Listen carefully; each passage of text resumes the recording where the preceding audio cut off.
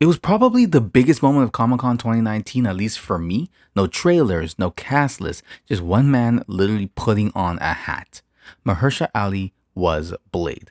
The MCU was finally getting its teeth back, pun intended. But fast forward, 7 years? We've had a pandemic, 2 Hollywood strikes, and an entire multiverse saga, but we still don't have a freaking flippin' Blade movie. And now, according to recent reports, we never will. Today, we're performing an autopsy on the Blade reboot. We're talking about the confirmed reports that the Solo movie is officially dead, the Midnight Suns pivot, and the absolute chaos of directors and writers that led us here in the first place. If you haven't seen the news dropping this month, here's the reality check. Industry insiders have reported that Marvel Studios has pulled the plug on a standalone Blade film.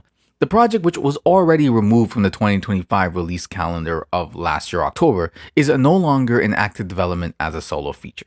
But, and this is key, Mahershala Ali isn't actually fired. The plan has reportedly shifted. So instead of carrying his own movie right out the gate, Blade will now be introduced to a Midnight Suns team-up movie. Think of it like how they handled the Hulk in the Avengers after Edward Norton. They're skipping the origin story and throwing him right into the team mix. Now, how did we get here? This wasn't a sudden death. This was a slow and painful decline. Looking at the timeline, we lost our first director in 2022, right before filming was supposed to start. We're now in 2026. Then came Yarn Demange. He's the Lovecraft director executive producer guy. He spent years trying to fix it. I'm talking years, only to exit in 2024. But the real issue was the script. We went through, I think maybe like 6, 7, maybe more writers. The rumors were wild. It was at one point supposed to be a period piece in 1920. Then it was supposed to be modern day. Then there were reports that Blade was arguably the 4th lead in his own movie, overshadowed by life lessons and side characters, like just typical Marvel shenanigans. They simply couldn't figure out how to make an R-rated vampire hunter fit into their PG-13 theme park. Go figure. So, is the Midnight Suns movie a bad consolation prize? Maybe not. By putting Blade in a team-up movie first, Marvel removes the pressure of him carrying a 2-hour solo narrative that needs to explain vampire lore to a general audience that may be kind of over vampires. Though, if Sinners is any indication, they probably aren't. So you could do it, but regardless, he gets to be the Wolverine of the group, the cool, silent, deadly guy who steals every scene. He doesn't need a big character arc, he just needs to kill and be cool killing. Kinda, that's it. Now, I don't know too much about these guys, the Midnight Suns, but if done right from what I've seen, it could be really cool.